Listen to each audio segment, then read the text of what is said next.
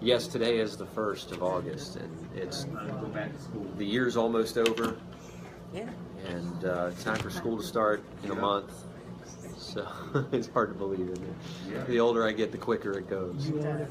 Oh my goodness. You are not kidding. So we're all a bunch of old people here. It's okay. Matthew chapter 10 is where we are. No, I'm old. You. Yesterday for me was January. Yesterday was January. Because you forgot? Matthew chapter 10, verses 16 through 23 is where we are. This sheet is on the website without my notations, but it has the little colors and all that pretty stuff, and the arrows and the circles and the squares. There's a whole lot of that stuff on it because I wanted to just kind of highlight some things. We're looking at verses 16 through 23 of Matthew 10. Behold, I send you out as sheep in the midst of wolves. Therefore be wise as serpents and harmless as doves. But beware of men, for they will deliver you up to councils and scourge you in their synagogues. And you will be brought before governors and kings for my sake, as a testimony to them and to the Gentiles. But when they deliver you up, do not worry about how or what you should speak. For it will be given to you in that hour what you should speak. For it is not you who speak, but the Spirit of your Father who speaks in you. Now brother will deliver up brother to death, and a father his child, and children will rise up against parents and cause them to be put to death. And you will be hated by all for my name's sake. But he who endures to the end will be saved. When they persecute you in this city, flee to another. For assuredly I say to you, you will not have gone through the cities of Israel before the Son of Man comes. All right, so we're going to have a few interpretive challenges, especially that last verse down there at the end. What in the world is he talking about there? And I'm going to warn you, we're not getting to that tonight. Just so you know. And I'm not sure I'm going to get... the speed round. No. I'm not sure I'm going to get to it this Sunday. We'll see. So in the previous section, Jesus called his apostles and sends them and says, I'm going to send you out. And he gives them instructions in verses 5 through 15. We've looked at that the last 2 weeks. This section continues that instruction of the apostles he's sending out. I've divided it into 2 sections because that's what everybody else does. Not really, but everybody else does too. Because the subject matter is a little different in what Jesus is dealing with as far as their mission is concerned. In the first section, he tells them what to do. Go, preach, heal, freely receive, freely give, all of those things. He tells them what to do, where to go, what houses to go to, what house not to go to, what to do if people reject you, what to do if people receive you, all of those kinds of things. In this section, he tells them what they can expect when they do all that stuff. And it ain't a pretty picture. For those who think that sharing the gospel or the ministry is a fun, exciting job and it's always going to be great, no, it's not. And this one... I imagine they were a little bit excited when he told them to go preach into all different areas. They were excited about that. They were thrilled. Yeah. Oh, we get to do what you did? Yeah. And up to this point, they've gotten a great response. People loved Jesus for what he did. He hadn't really gotten into blows with the Pharisees yet. It was coming. But up to this point, the popularity was building. And so they thought, we're going to have a part of this. I imagine they were very excited. In fact, we do see them very excited when we look at Luke, which I'm not going to look at yet.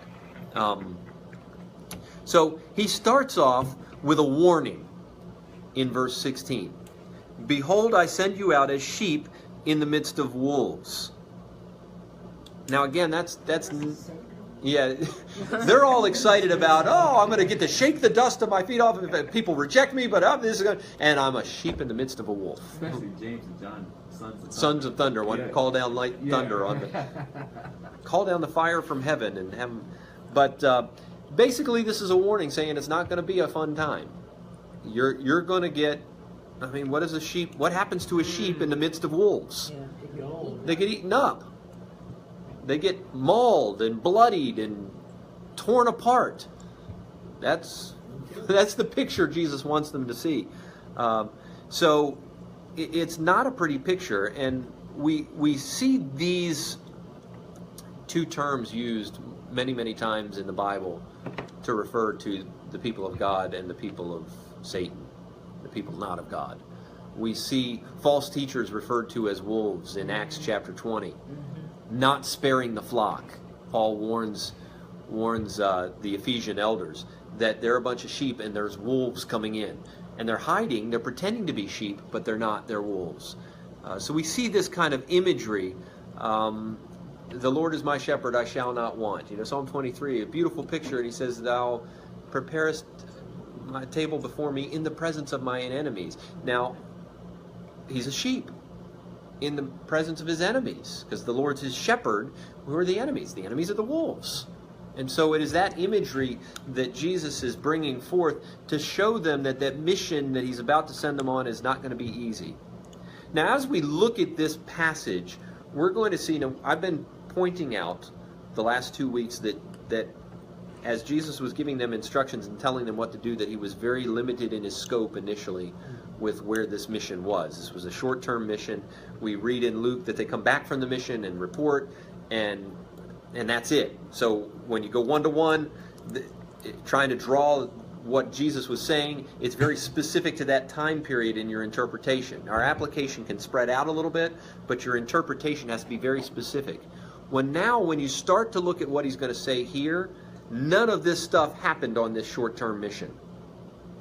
When you get to verse 17 and 18 and 19, none of that stuff happened in that short, brief period that he sent his disciples out, and they come back and report to him.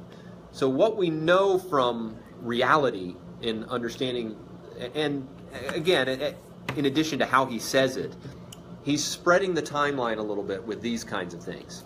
And he's showing them what's going to happen in their overall lives, in their ministry overall. And this is where we can really start to draw some very clear application to us that this is the same kind of stuff that's going to happen to us. Now, we might not experience everything, but we're going to experience some of this type of rejection, and there will be many people that experience this kind of stuff. So he begins with a warning that's a very general warning. I'm sending you out as sheep in the midst of wolves. He's going to get very specific here in a little bit. Therefore, so this is his conclusion, right? Here's the warning. So what do you do about it? And this is a strange thing that he says. Be wise as serpents and harmless as doves. So here's his command to them, given the fact that they're about to be beat up and mauled and bloodied and butchered and murdered because of their ministry. Be wise as serpents and harmless as doves. Question? I'm sorry. No. That word harmless, what's the Greek? Because ESV and probably NASB is innocent. Yes, and that is the closer actual translation. It means innocent or pure. You think of a dove as a white dove, a pure, innocent bird. And that's what he's saying, and so harmless is probably not a great translation. It's okay, but more innocent is probably the better translation. So the ESV, the NAS got it right in the word that's used there. What does it mean to be wise as a serpent? I mean, how do we know a serpent's wise? They're cunning. They Never move quietly. Genesis 3, right? That hasn't changed necessarily. Now, the serpent was more cunning than any other beast of the field. That's Genesis 3, how it begins. It's no wonder that Satan chose the serpent to inhabit in order to deceive Eve. He chose that on purpose because the serpent was one of the most cunning animals. They are. They slither around. They're sneaky. You never see them. You never see them coming until they get you. Mm-hmm. I mean, the Jungle Book. You ever remember that movie? Yeah. You know the whole. I mean, that's exactly how snakes. That's how we envision snakes. Yeah. You know, come to me. Mm-hmm. Come And we to call me. people snakes that, are like Yeah. that. Who was it? You're a cold-hearted snake. What was that song from?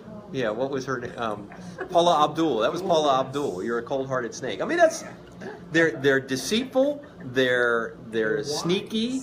And that's Very wise. so they are they're wise in a bad way, but they know how to manipulate. They know how to, and that's what he's saying. Be wise as serpents of this. So understand the situation. Know what's coming. Know what's going on. Know how to handle yourself. But he doesn't say to act like a snake. No. He says act like a dove. Be innocent in your wisdom. So it's a contrast there. Again, contrast of sheep and wolves, contrast of serpents and doves. He wants you to be as smart as them, to be crafty in how you share the gospel and how you live, but do it in a way that is innocent. Right. Unlike doing it in a way that is evil. So, verse 17. Any more questions about all that?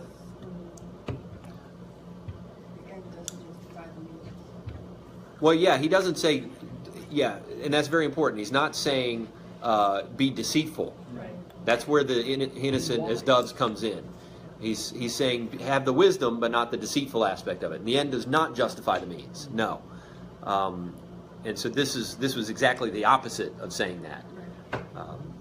Somebody who is wise as a serpent, but not harmless as a dove, would say the end justifies the means, and you use whatever means to get the good result. And the problem is the good result isn't good if you use the wrong means to get there.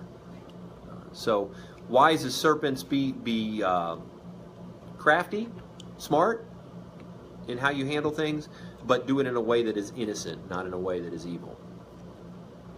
So verse 17. So here's a contrast to them being harmless as doves. Beware of men. So the word beware there is the same word you find pay attention, take heed. That word. He's used it before multiple times. Beware that you do not do your religious deeds to be seen by men. That you don't give all. He used the word beware in that kind of take heed that you don't do those. It's the same thing. Pay attention. Conscientious. Yeah, be aware of men. And be aware from a negative standpoint, which is why the contrast is there. Beware of men. Why? Because they're going to be different from you. They're going to be, so with the beware of men, would that be synonymous with the wolves? I would think so, yes. I would think that's the contrast he's making. You're the sheep, beware of the men, they're the wolves. And it's not men in general, it's the men that are against you, is what he's talking about. And you see that for what happens here. Why should you beware of men? Well, he tells you with the word for, indicates to you he's going to tell you why. Because they, the men, will deliver you up to councils and scourge you in their synagogues. Will deliver is a verb there. That's that verb. And that is a guarantee. He doesn't say they might deliver. They may deliver. They could deliver. They will. This is going to happen. So they will deliver you. These wolves will deliver you up to councils. Councils are those in charge, right? They're going to deliver you to the authorities. So whatever you're doing is going to be deemed as illegal. You're going to be delivered up to councils. And specifically within this context, what was the council? Jewish. It was the Sanhedrin court. The Sanhedrin. So specifically here in this context, we're going to get to the regular. So this was the religious council. This was the religions are going to be against you. The religious authorities are going to be opposed to you, is what he's saying here. They're going to deliver you up to councils and scourge you or whip you in their synagogues, which was the place of religious meeting. So they were going to be persecuted by their own religion. Now remember, what Jesus was bringing was not a new religion. Christianity is not a new religion in comparison to the Old Testament. It is the fulfillment of the Old Testament. And so we have to remember that. Judaism and Christianity, you've seen it as two separate religions, and as the way they've played out over the years, they are now. But that's not what Jesus was doing. He wasn't bringing a new religion. He was fulfilling the promises. So they weren't considering themselves as not being Jewish anymore, or not being. They were coming saying, "Hey, this is it. Everything we've been longing for is finally here. but they would reject them. And so those who followed the Jewish religion would reject them. The leaders of that, there were many that accepted them too, by the way. In fact, when you look at the development of Christianity in the first century, everybody was Jewish. And you had a good number of the Pharisees. Eventually, yeah. Eventually, a number of the Pharisees. Gentiles, the emperors became Christians and allowed them. A few hundred years later, yeah. That was a couple hundred years later. So they're going to deliver you up to councils, that's the religious authorities, and scourge you in their synagogues, that's the religious places of worship. We're moving right along. And the places in the religious, in the background of the religious councils and all, the men delivering you up, it's usually in this aspect, because you're a synagogue within an area where there's a community of people, and it's usually like relatives. Hold on now. That's down in verse. That's verse 21. I know, but Don't jump ahead. But you're right. It's people you know. Yeah. It's close relations, people that are close to you, and as you look at church history, that's what you see. That's what you see. People that were closest to you turned you over. They turned you in. It was like what happened during the communist regime in the Soviet Union, where friends and family reported on friends and family and in order to stay alive. It's Nazi Germany. The same thing happened. You saw people, and so he's going to warn them that that's the second part of this section, which is verses 21 and following. So the first part he's telling them what's going to happen to them. The second part he tells them who's going to do it.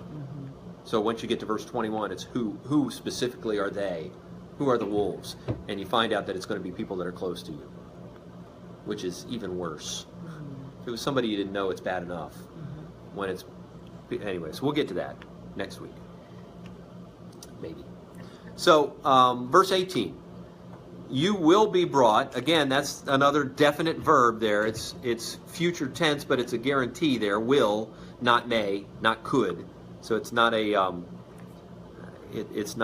indefinite thing there. It's definite. You will be brought before governors and kings. So now we've gone political.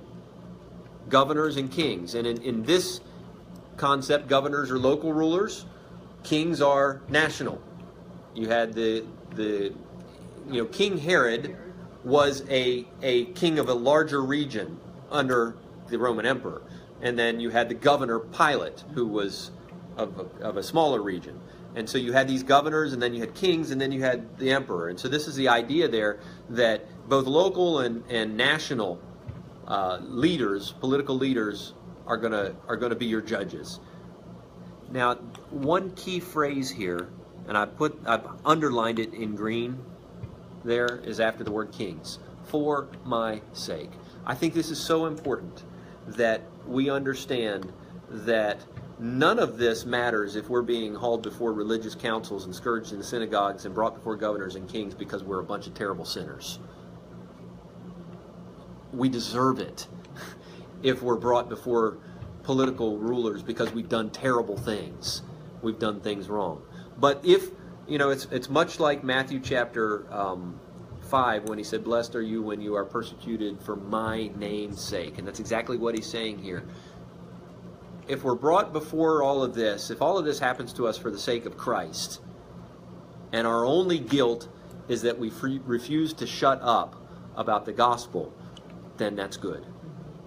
If it's, Paul even goes into it and says, if at all possible, live at peace with all men, and then he tells it's Peter that says that if you suffer for the sake of Christ, that's great. If you suffer for wrongdoing, no, that's not good.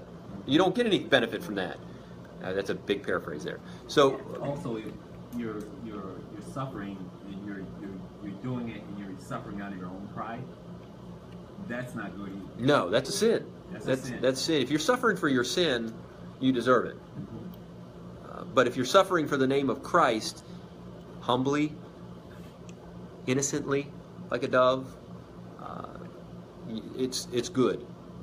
It's actually what God, we don't like it, but it's what God uses to glorify His name. There's all kinds of little things going on. And James Helbert joined. You don't know him. Bill Brown joined. Hi, James. Serpent knew how to use a situation to his advantage. Yep. Yeah, that's true. And that's a good way to be a serpent. So, taking it back that way.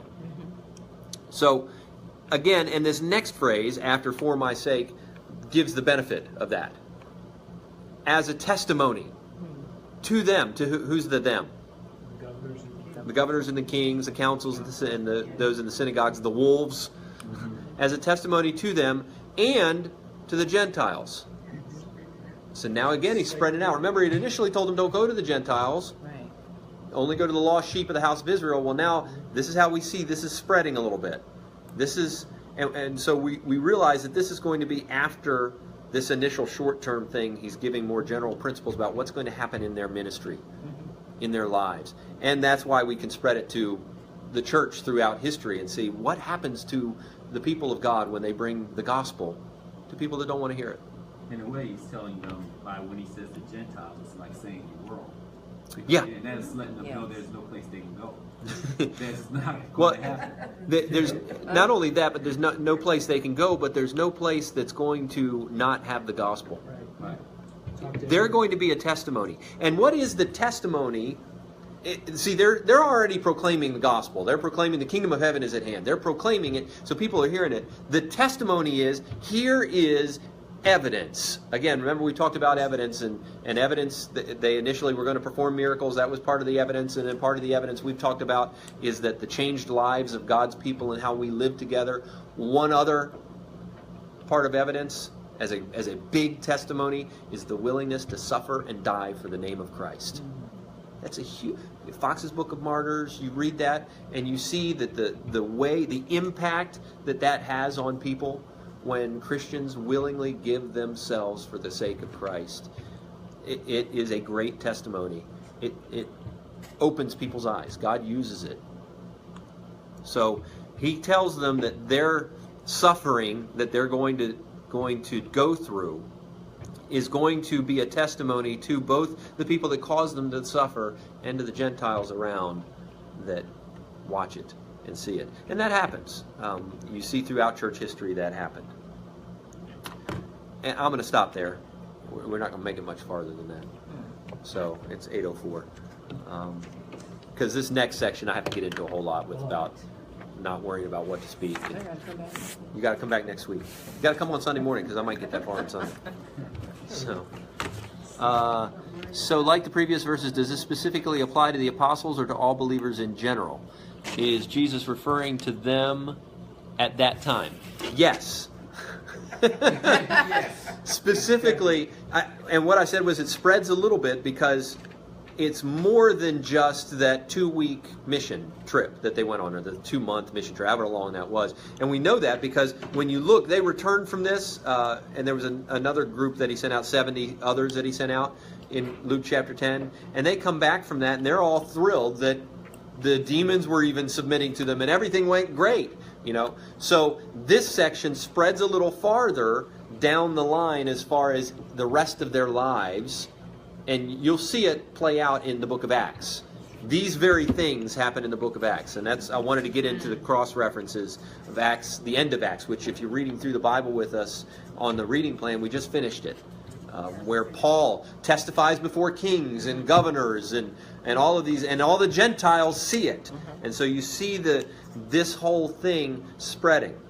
So it does refer specifically to them. And we have to remember that when Jesus is talking to these 12, he's talking to the 12 about their upcoming ministry and about their future lives. But what we do know is that it also is true throughout church history. Not everybody faces this, but it happens. Other sheep and wolves, and we have to beware of men. Yeah, and so we learn the lessons that he's teaching here. We learn why we do it. We do it for the sake of Christ. We learn that it's possible that we could suffer, and our suffering, if we do suffer for the name of Christ, is a testimony to the Gentiles. It's a testimony to those around us, and that's our goal. By speaking, and as Paul even said, whether by life or by death, that I may glorify Him in my body. That was the goal that he had, and so that's our goal as well. So that's a good question. How do we fit this in? Yeah, it is specific time and place. Matthew chapter 10, that's where it is. There's 12 of them there. He's sending them out. And then he's spreading the timeline a little bit with what he says here, that it's this is really going to be something that they can look forward to in the future. And then we take applications, spread the timeline down 2,000 years and say it's still true. So we're going to learn how to handle it and learn why we should be willing to do it. Anyway, that's it for this at this moment. We will see you again on Sunday morning.